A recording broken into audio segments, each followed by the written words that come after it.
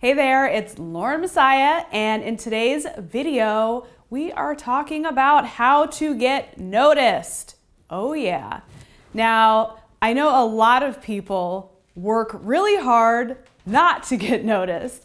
They are people who are like, I'm totally cool with just blending in, no need to look at me, everything's cool, move right along. Trust me, I get it. I'm an introvert, and a lot of times I don't want anyone to talk to me or look at me, but I think we can all agree there are definitely instances in all of our lives where getting noticed is important. You want the man of your dreams to come up to you and ask you out on a date. He's gonna have to notice you first. You want to meet someone very powerful and important at a networking event. You're gonna have to get noticed because there's thousands of people there. You want to be the one chosen for a promotion at work or a raise. You're going to have to get noticed past everybody else that is also trying to get this attention and coveted position. So there's always going to be a time where we do need to stand out. And we can do that with style. Now, of course, you have to have like a great personality and be smart and like have the ingredients. So once the people notice you, then you can swoop in and get whatever you want. But people are going to notice you based on your appearance. No one can look at someone and see inside their brain and think, I've got to talk to that person. They're looking at you and they are very quickly making the decision if they want to come over and talk to you or interact with you. So what can you wear and what can you do to get noticed? I'm about to tell you. First thing, stand out. Duh. But what does that mean when it comes to style? It could mean wearing a bright color. So I'll give you an example that happened to me just the other day. I wore to a big business event with my entrepreneur group, bunch of just like chill, average entrepreneurs, rockin' neutral colors, a light blue shirt and a pair of jeans. The women were wearing all black, little black dresses. And I knew there was gonna be some people there that I really wanted to interact with. So I wore a bright red blazer and people were flocking to me. Everyone was coming up. Oh my God, I love that jacket. What amazing color on you. That's so cool. Wish I could wear something like that. I'm drawing the people to me. Because of my more introverted nature, I don't necessarily feel comfortable just walking up to someone at a networking event, tapping on their shoulder and doing that awkward, excuse me, I'm Lauren Messiah, good to meet you. I would rather have people coming to me in that type of environment. So that red jacket was literally like a magnet for people. I met some amazing contacts and had some really nice conversations because of that jacket. Another way to stand out is wearing a great statement piece, like a statement necklace. I have been to other business events where I literally know nobody and feel very awkward, and the temptation to just kind of dive into your phone and ignore the world is huge. But anytime I wear a big statement-making necklace, someone is going to come up to me. Another example, great shoes help you stand out. I have a pair of spiked Christian Louboutin pumps, which if you've been watching this channel, I'm sure you've seen them many times. But anytime I wear those shoes, someone says something to me. And it's always like a funny, like, oh, I hope you're not gonna kick me, or wow, Lauren's super dangerous.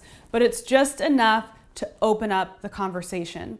I especially feel for people who have a little bit of social anxiety that breaking the ice with something you have on is a great way to start a conversation. To be like, oh yeah, these shoes, and you can make a joke and ease into what you really want to talk about. With those shoes in particular, with the jacket, with the statement necklace, all of those pieces, they're still like at their core appropriate for the event. So this is a business event. I'm still wearing like a closed toe pump, which all the other women are wearing closed-toe pumps, but mine happen to have spikes on them. So I'm not wearing like thigh-high patent leather dominatrix boots. I'm still appropriate, but I've got a little zing to me that is gonna make people take notice. I don't look like everybody else in the room. Second thing is be weird. So don't be like, again, like the dominatrix boots, don't be so weird that you're like, huh? But having things that are a little off kilter, again, makes people say, interesting, I kind of want to talk to her. For example, I recently purchased a Fendi banana bag charm. It's completely weird, it's completely extravagant, it's ridiculous. But when I hang that on a bag, whether I'm at the grocery store or, you know, a party, whatever, someone is gonna come up because that is too weird not to say something. It's just, it's bizarre. I think I've talked about this example before on this channel, but I was listening to a story from this author who he was doing a talk, and he talked about wearing a pair of like big, goofy orange shoes during a business event.